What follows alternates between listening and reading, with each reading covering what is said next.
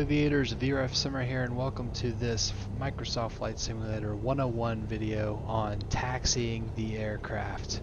So we've already started the aircraft using the Microsoft Flight Simulator checklists, engines running, and we're ready to go.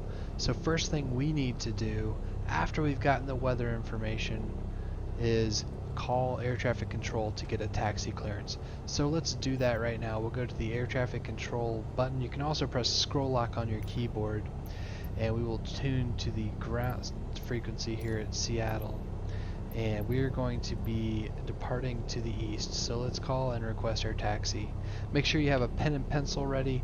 You're going to want to write down this taxi instruction as they give it to us. Here we go. Seattle ground, Cessna November 123 Romeo Alpha ready to taxi departure to the east with India. Cessna November 123 Romeo Alpha taxi to and hold short of runway 16 left using taxiway Bravo Charlie. Contact tower on 120.905 when ready. Alright, we'll acknowledge that. Taxiing hold short runway 16 left via taxiway Bravo Charlie Cessna 3 Romeo Alpha. Alright, so we have our taxi clearance now. So I wrote it down on my scratch pad, 16, and then the letter L for left, and then B and C for Bravo and Charlie. Those are the taxiways we're going to be taking. And in case you don't already know this, air traffic control uses the phonetic alphabet to designate taxiways. So for the letter B, they'll say Bravo, or for C, they'll say Charlie. I have a link to the phonetic alphabet in this video description if you're not already familiar with that. So before we get moving, here at a Class Bravo airspace, typically they'll have you turn your transponder to alt mode, and they would typically give us a squawk code. We do not have that today, but let's go ahead and do the rest of our checklist before we taxi. So first thing, we'll get the taxi light on for our movement here.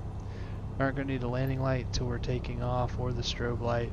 Turn on the navigation lights, the nav lights here, and release the parking brake and check the brakes. So here we go. Alright, we're clear right, and we have a person to our left, so we're going to turn out to the right. So here we go. Going to increase our throttle. Check our brakes, they're good. There's a person right there too, so we're going to taxi forward just a little bit. Alright, rudder's working well, so that's been tested. And now we need to look at our turn coordinator. Looks like it's working correctly when we turn to the right, in our heading indicator and our magnetic compass. And now as we turn to the left, looks like everything is operating perfectly. So I'm going to check those items off. Our taxi checklist is complete. So when you're taxiing, typically you don't want to go faster than a brisk walk, especially when you're in the ramp areas. A lot of hazards in the area, and you want to try to taxi with your center, your nose wheel right on this yellow center line for the taxiway. So that's what we're doing for now. And you might ask, well, how do you know where you're going? Well, typically you use an airport diagram, and I have links to some places where you can find those on the internet. The FAA does publish some free of charge for here in the United States, but according to the airport diagram, we're going to be taking a right turn onto Bravo. It's the second yellow line here that we're turning right on right now. So typically taxiway center lines at these larger airports will have green lights on them as it approaches the evening hours, and also you'll see the edge lights are blue.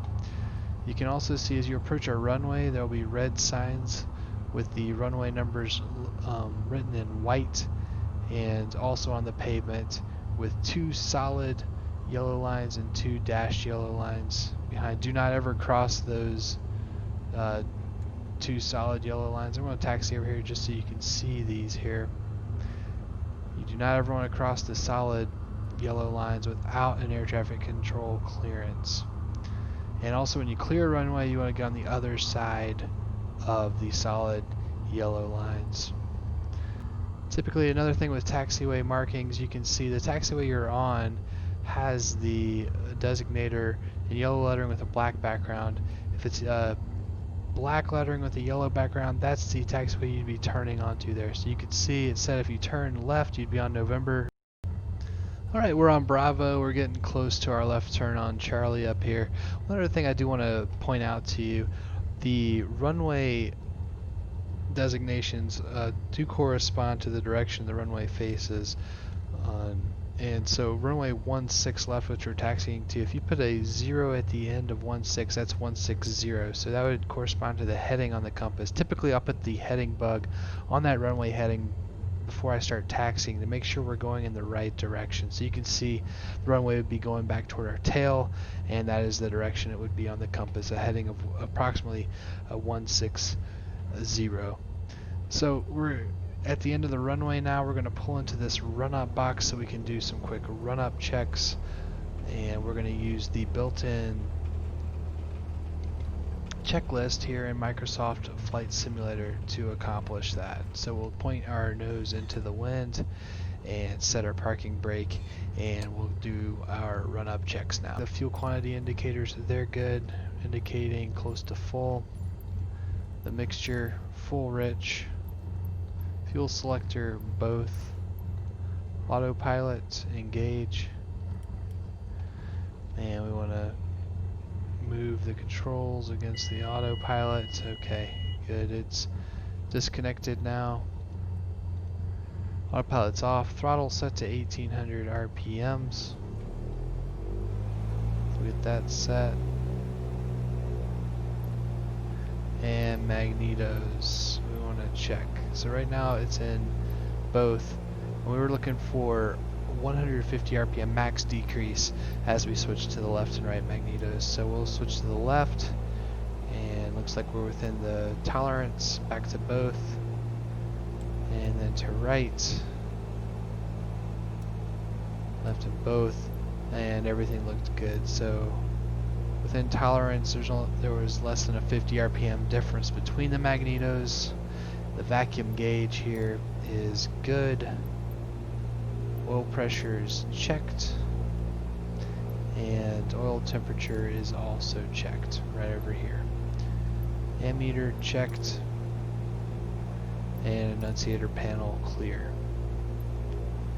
Engine, we're going to put it back to full idle, and we're looking for the RPM to stabilize between 600 and 650 RPM, which it has done. So now we'll go back to 1000 RPM with the throttle, and that will complete our run-up checklist. So on to the before takeoff check. The radios are set, avionics are set, nav, GPS switch. We're going to be navigating via GPS today, so I'll switch that to GPS. Transponder is on alt. Autopilot is off. And elevator trim set for takeoff right there at the white triangle there. Flaps 0 degrees for takeoff today. Cabin windows closed and locked. And parking brake will be released when we get our takeoff clearance. So let's call up air traffic control. We'll get our takeoff clearance and get underway. Thanks for joining me on this VRF Simmer video. Hope to see you again in the sky soon. Seattle Tower, Cessna November 123 Rome.